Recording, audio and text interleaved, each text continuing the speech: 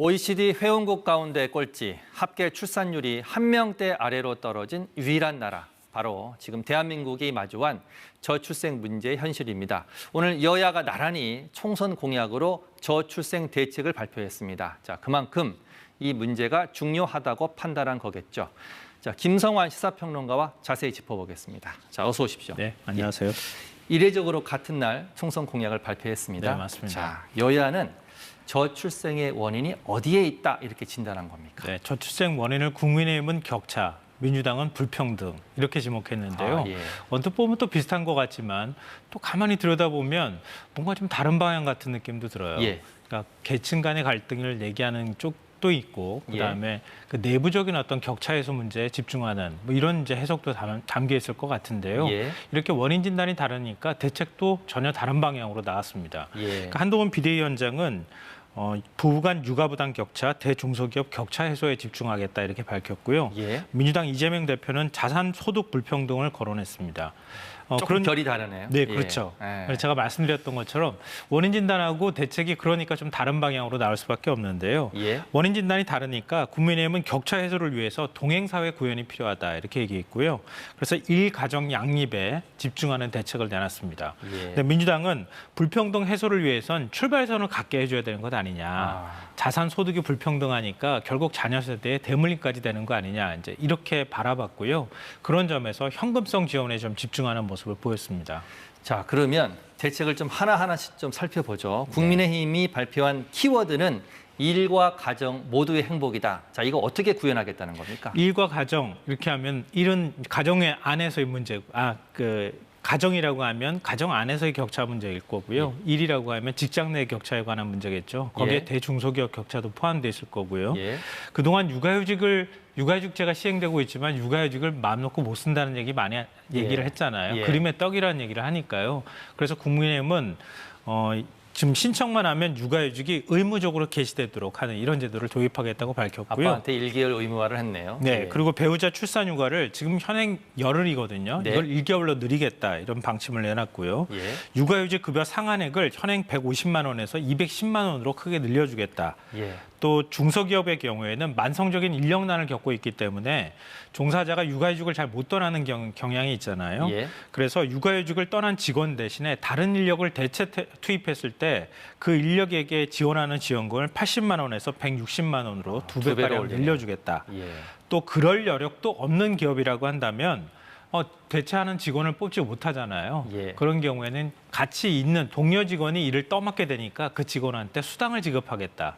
이런 대책을 내놨습니다. 예. 그리고 가족 친화적인 그런 중소기업에는 법인세를 감면해주겠다. 이런 대책도 함께 발표했습니다. 굉장히 좋은 대책 같기도 하고요. 네. 자, 진단이 다르니까 대책이 좀 다른 민주당 네. 살펴보겠습니다. 헝가리식 대책과도 좀 비슷하다 이런 얘기가 나오고 있는데 네, 이건 맞습니다. 어디에 좀 방점이 찍혀 있습니까? 그러니까 민주당은 사실은 이번에 좀 종합적인 대책을 내놨다고 할 수 있어요. 예. 국민의힘보다는 좀 더 넓게 대책을 내놨다고 보시면 될 것 같은데요. 네. 일가정 양립과 함께 주거 자산 돌봄까지 대책을 내놨는데요. 가장 눈에 띄는 건 방금 전에 말씀하셨던 것처럼 일명 헝가리식 대책입니다. 예.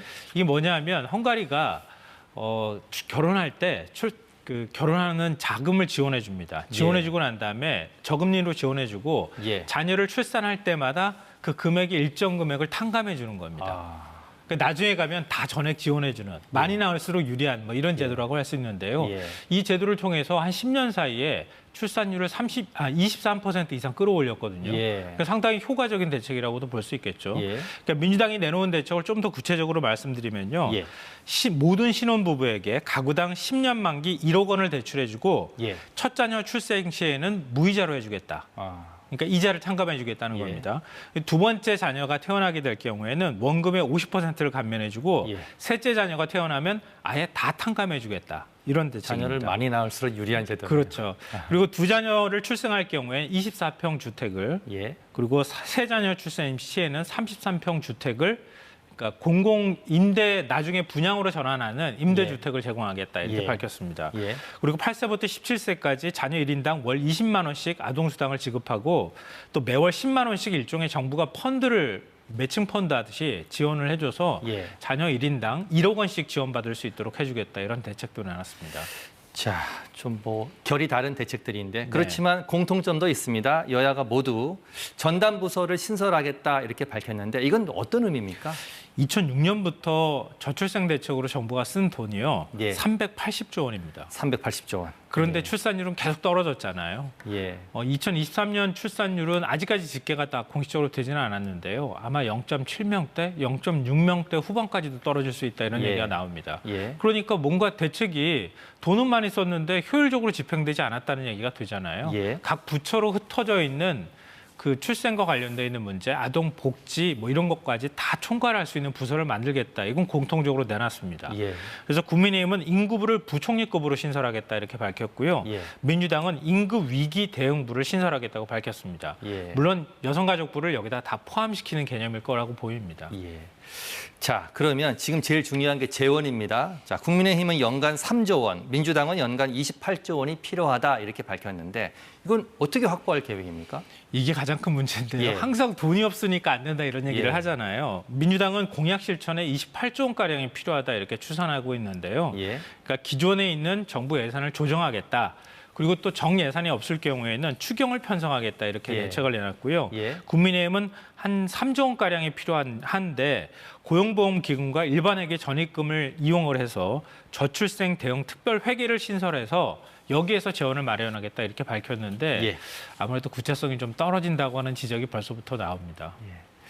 여야가 공약이 되지 않도록 재원을 잘 투입해서 일을 잘 추진했으면 좋겠습니다. 자, 오늘 말씀 여기까지 듣겠습니다. 김성환 평론가였습니다. 고맙습니다. 네.